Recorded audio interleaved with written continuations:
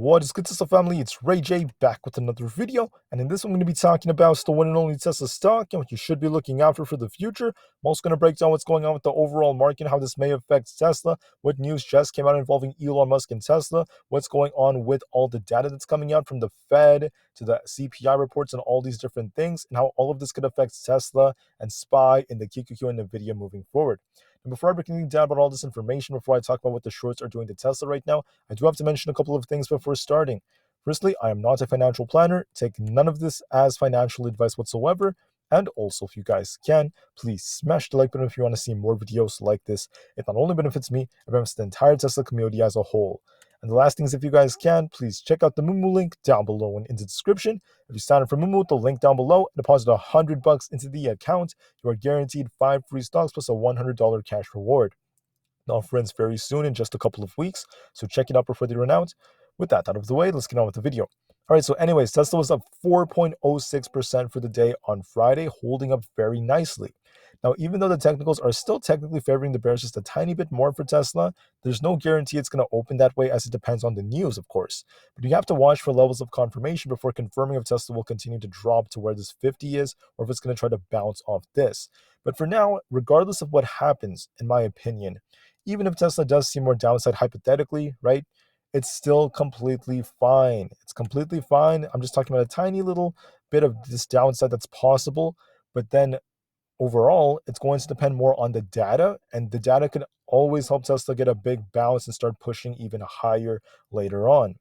But when you look at the bigger trend, the much larger trend, look at Tesla. It's continuing to make higher highs and higher lows. So there's no confirmation of it like breaking down or like tanking like some people are saying. There's no confirmation of it yet. And if anything, it looks to me like it's holding up nicely. Even if it does drop a little more, it's going to likely hold up, and we're going to be reacting to some major data coming out for the week. But before I talk about all these different charts on SPY and Tesla, we need to talk about some news that just came out. So there's been a lot of talk about this deal between GM and Tesla. Now, when it comes to Tesla's supercharging network, Tesla has control over them. We saw Ford join in, now GM has joined in, and this may lead us to a potential domino effect because now there are lots of eyes on different partners. We could see major partners of like Chrysler joining in now and many other companies. And if anything, that's going to generate more revenue for Tesla, and more demand will come for Tesla's supercharging networks. The more demand that comes in, the more Tesla is going to be incentivized to build more and more of these networks. And the more this happens, the more this is going to build revenue for Tesla. It's going to help the company grow and help their energy sector continue to improve. This is once again very bullish news for the longer term. This is why Tesla pumped.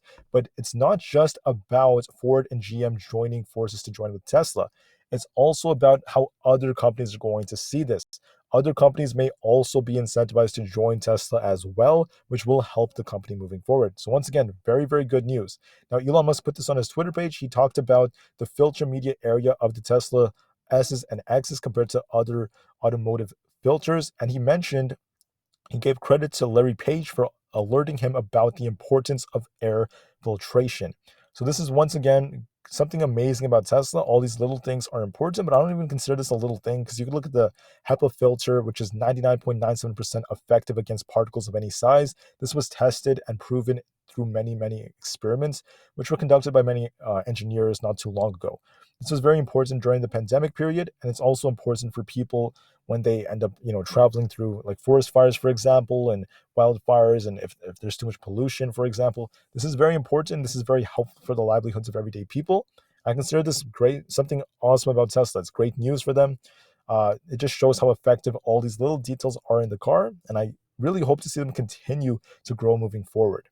Now, when it comes to the data, we have some very important things to discuss.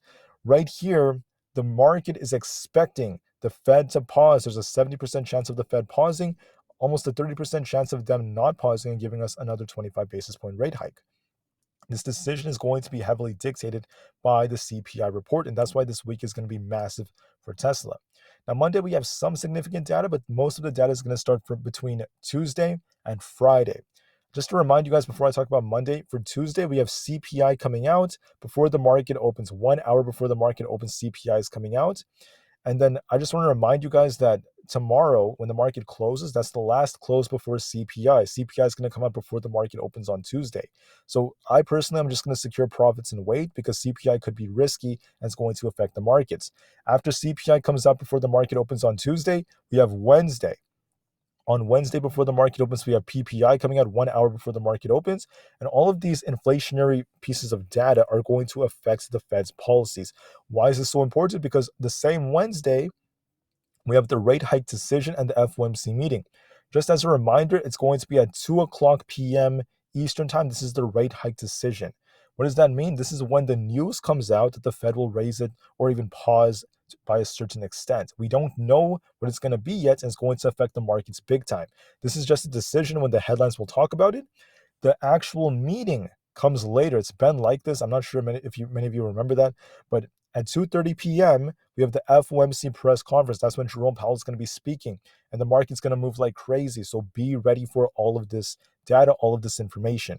For Thursday, we have some more data coming out. Just lots of data involving initial jobless claims, some stuff from the Fed, the Philly Fed unemployment forecasts, and just a bunch of other things like this. Is all going to be very important. Lots of manufacturing data, and all of this is coming out for Thursday. So lots of jobs numbers too. And then another big day is going to be Friday. We have some speeches by some Fed speakers. Some of them are going to be very early in the morning, well before open. Then we have the Michigan Consumer Sentiment Report coming out. That's going to be important too. The market's going to react to that. And finally, don't forget, we have OPEX expiration. That basically means we have millions of options expiring from different sectors. That's going to be huge because we tend to see lots of volatility because of this. So we have a crazy week. We have OPEX expiration for Friday. We have CPI, FOMC, the jobs numbers, all this stuff coming out between Tuesday and Friday. Make sure you're ready for this. But for tomorrow, we have the consumer inflationary expectations data coming out at 11 o'clock a.m. Eastern time. All right, that's going to be very important. Make sure you are ready for this. And it's going to affect Tesla. I think the market's going to start off very slow tomorrow, maybe not make a crazy, crazy move until this data comes out. I think we're going to get a big reaction after this. But regardless of how we open, just be ready about an hour and a half after market open. When the data comes out, there's going to be lots of volatility. Now, as far as Tesla goes, we have some good news. The Model 3 listings, the Model Y, Model S, and Model X are all showing signs of drops right now, meaning we're seeing lots of them being bought up over the last couple of days specifically.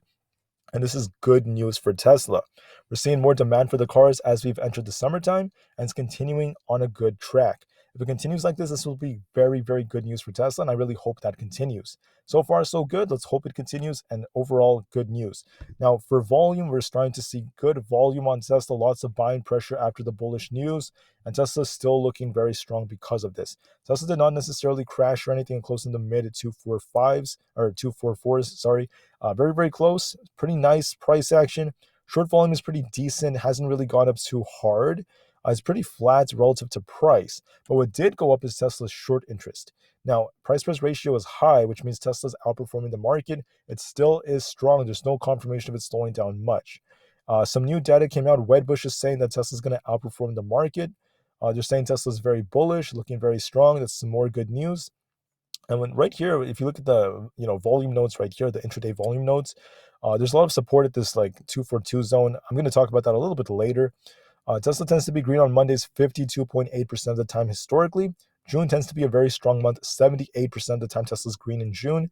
And finally, we tend to be stronger during the second hour. It tends to be a little bit stronger then, but specifically the fourth hour of the trading days when Tesla tends to be the strongest. It tends to be the most green during that time historically. And then also a little bit more afterwards. It tends to slow down by the time we get to like power hour typically. So just remember these hours just in case. And here's the crazy thing. The shorts are continuing to pile into Tesla. It was a little bit understandable around that 250 resistance because that could have been a good short opportunity for the shorts. But here's the thing. I'd be careful if I were a short because yes, you could short Tesla, you could drop it a few dollars, that's fine. But when the data comes out, if we get good data, if we get a low CPI and the Fed pauses, Tesla is going to rip. I told you guys that yesterday, and I still stand by that. Tesla's going to explode. The market's going to explode if we get some good data. If the data is bad, once again, these shorts could get a small victory. We could get a significant pullback in the markets if CPI is high or the Fed doesn't pause. So it's risky. That's the reason why I'm not really holding like one position through all of this. I would rather just be patient and watch the charts play out.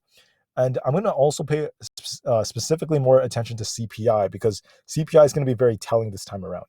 Now we saw was it 63,828,000 Tesla shares shorted on Friday. Lots of them piled at the top, and that's part of why Tesla slowed down a bit. The question is, will Tesla drop more? And honestly, guys, I'm not too worried about this. There are two things to remember. So you can look at Tesla without any like support and resistance levels. You don't need anything too specific. Let me just mention these levels, okay?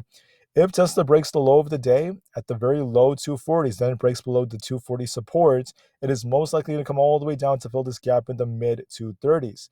If Tesla continues to hold above 240 and tries to bounce, you're going to be watching these resistance levels right over here. The first level of resistance is going to be around the 245 zone, 245.95. Then we have 247.5. If it breaks that, it's going to get closer to 250 most likely. But for now, I think the odds and the technicals are favoring it, kind of cooling off a little bit more, but we need confirmation in the morning before making that claim. So that's why you have to watch the levels specifically. But just as I mentioned, even if Tesla does cool off and tries to fill this gap, it's nothing to be worried about, because Tesla's in a very, very good place. And if we get the data, that's going to be much more impactful than a tiny little gap fill, which is just a few dollars away from where we are. It's nothing too significant. If that happens, it's completely fine. Don't worry about it. We're going to be looking at the data. That's going to matter much more than all these technicals. Once again, the Fed, CPI, and all that's going to matter more. Now, on these bigger timeframes, Tesla's still looking relatively strong. I mean, the uptrend is still present. So the trend is still favoring the bulls more overall, the bigger trend. There's no confirmation of Tesla making lower lows and lower highs just yet. And once again, we just have to wait for all this data to come out. It is possible for Tesla to fill this gap, of course, but you have got to watch for those confirmation levels I just mentioned. So be careful on that. Until then, we'll see what happens during the morning. And then we're going to be expecting lots of volatility. Don't forget, at 11 o'clock a.m. when the inflationary expectations report comes out. Now, I'm just going to briefly go over the rest of these just to be quick and just to be blunt.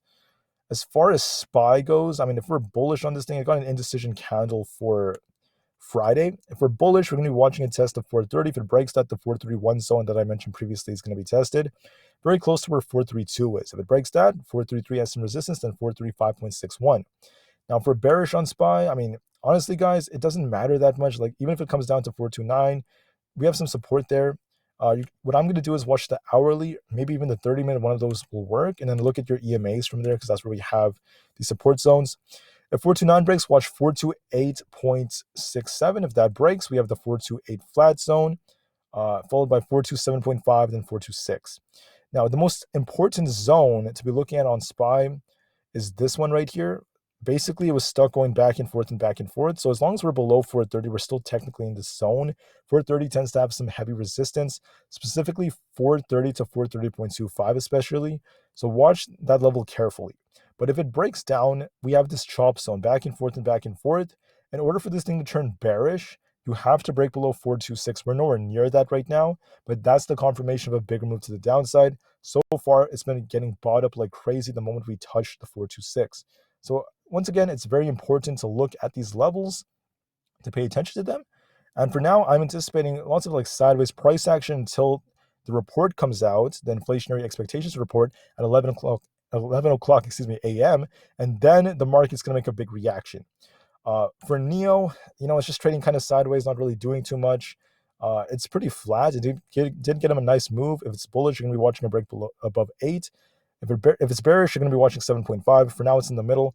For the QQQ, if you're bullish on this thing, you're going to be watching these resistance zones at the 355.5 area to 356. If it breaks that, it's going to likely make its way all the way up to 357.66 to 357.5. Now, if it comes down, you're going to be watching support around the very low 354s. If that breaks, then we have 353, followed by more support at 352.5. And if that breaks, it's going to come all the way down to 350. In my opinion, it is looking a little bit weaker, and that's especially because of Tesla cooling off a little bit. There's a good chance it may test the 50, but once again, it's going to react to the data coming out at 11 o'clock a.m. So watch that very carefully. Now I'm going to transition to the VIX. I mean, this thing is very, very flat. It's continuing to downtrend on the bigger time frames, like the daily chart, for example. Still downtrending. There's no true sign of a bounce right here. Trying to hold 13.5. It is undervalued, but we don't have any confirmation of it truly bouncing just yet. Now, I'm not really seeing a true bullish divergence. I'm just trying to double check this. I'm not really seeing it. Technically, there is a small one, but there's no confirmation of it bouncing, so I can't really say that's playing out yet. There is technically one on the daily, but it's once again, it doesn't have confirmation, so there's not much to say about it. And to add on to this, the dollar is still holding up. It's getting very close to testing the 50, but it is downtrending overall. And as it continues to do this, this could become bullish for the markets. This is a bullish signal. The dollar is slowing down. But once again, I'm not too worried about this on a technical level. What matters more would be what the Fed says, because the Fed will affect how the dollar moves. That's going to be very important as well. On Coinbase, you're going to be watching this thing potentially reach these imbalance levels. So I'm going to bring back the extended hours on this and then go back to the 1 hour time frame. There is this imbalance all the way up here, but we have to hold above this 54 level. If it manages to hold this, it could make its way up to like 56.97 to where this imbalance zone is. If it's bearish, it's going to come down to where the support is, all the way down to the 52 flat, followed by 50 to 49.78. Overall, it's in the middle, so we have to watch for confirmation, and it's going to be making some big moves depending on what the Fed does. As for Aapl, once again, we're expecting a big move by 11 o'clock a.m. Eastern time tomorrow. For now, it's looking a little bit more in favor of the bears until we get to the open. But we're going to be watching support at around 180. So it did slow down a little bit, has this bearish cross in the after hours. Could change depending on how we open. There was technically a bearish divergence here where it cooled off. I'm expecting it to be very sideways. Overall, it could come down a little bit to test the 50, very close to where support is. It could come down a little bit first before it tries to just trade sideways. Then expect a big reaction at 11 a.m. depending on how things go. Nvda, in my opinion, on the hourly time frame is just looking very flat. It's not really doing a whole lot. And it's just barely hovering above the 50 EMA as support. If the 50 breaks, Nvidia is going to come all the way down closer to the 380s. If it holds above this and bounces, it's going to come to this imbalance zone around 390. So it's basically stuck directly in the center. In my opinion, I think the odds favor Nvidia trying to hold the 50 for the time being and then getting a big reaction at 11 o'clock a.m. depending on what comes with the inflationary expectations. If we're expecting a big surge in inflation, the market's going to tank. It's going to slow down. If it's pretty decent, the market could still hold up. As for Google, if you're bullish on Google, you're going to be watching this thing break all the way up to 123.6 to about 124. That's going to be the next resistance, followed by 125, then 128 comes after. If you're bearish on Google, it's going to retest 122. If that fails us, 120.75 is going to come. It looks to me like momentum is favoring it's slowing down a bit. It may slow down just a little bit, make its way closer to 122, and then get a big reaction depending on the data. And that's what I'm starting to see. The 10-year treasury yield is holding up with the markets. It's not really telling us much anymore like how it used to. For now, we'll just have to be patient on this thing and then see how it moves. For Amazon, if you're bullish on Amazon, you're going to be watching this thing break above the 50 EMA. If it breaks it and holds it, it's going to make its way up to about 126 or so, around that zone. If it's bearish, it's going to retest to 200, closer to about 121.71. I'm in the middle for the time being. It's basically sandwiching between the 15 to 200 again. It's just kind of stuck for the time being. So we're going to be watching for a big reaction after the inflationary numbers come out, the inflationary expectations tomorrow. So just be ready, wait for it at 11 o'clock a.m. And until then, we're just going to look at the charts and just watch for confirmation. Meta is sandwiched between the 50 and the 200. To turn bullish, you got to hold. It actually failed to hold this on Friday. You got to hold above 265.5 around the 50. If you're bearish, it's going to come down to where the 200, but the 200 is and has to break below it. It is stuck in the middle, so we're just going to watch it just trade sideways for the time being. But then we're going to be expecting a big move 1.5 hours after open, depending on what the data tells us. So please be prepared for that. Anyways, going back to Tesla, Tesla looks pretty decent. I mean, I know the odds are starting to favor it, potentially coming down to this imbalance zone to where the gap was. It is possible, but there's no guarantee until you get the confirmation. Tesla needs to break below the low of the day and then break below 240. If that happens, it's going to come all the way down to test the 50, which is probably going to become closer to where this gap was, all the way down into the mid 230s.